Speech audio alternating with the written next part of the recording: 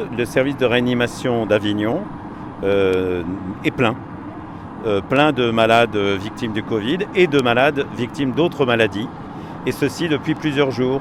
Donc dans un premier temps, il a été possible de jouer la solidarité au niveau régional, de transférer certains patients vers des hôpitaux de Marseille, d'Aix.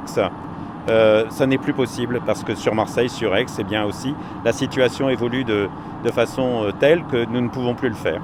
Donc c'est pourquoi nous avons monté cette opération qui va permettre donc d'évacuer aujourd'hui, transférer 4 malades vers Brest, et puis en fin de semaine, on fera une deuxième opération pour 2 malades de plus. Face à la montée de l'épidémie, à l'augmentation très rapide du nombre de personnes hospitalisées, parce qu'on a atteint le même nombre de personnes hospitalisées dans notre région qu'au pic du mois d'avril. Donc il faut être conscient qu'on est maintenant rentré dans une phase extrêmement critique.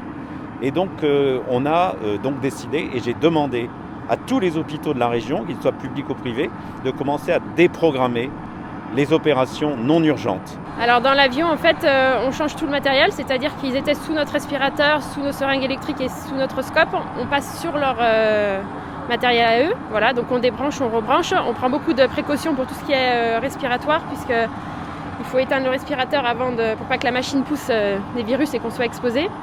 Et puis surtout, c'est des patients qui sont assez corpulents, en surpoids, donc c'est très lourd, et voilà, ils ont des voies veineuses, des voies centrales, donc il y a des tuyaux partout.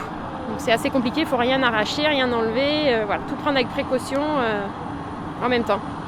Il y a le respirateur, il y a des seringues électriques, il y a le scope qui enregistre la fréquence cardiaque, la saturation en oxygène, la tension artérielle.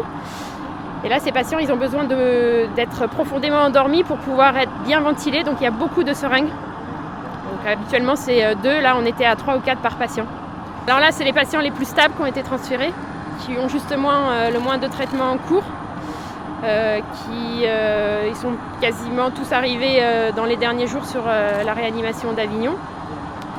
Le profil de patient, là, c'était une petite 50, le plus jeune avait à peine 50 ans et le plus âgé 75.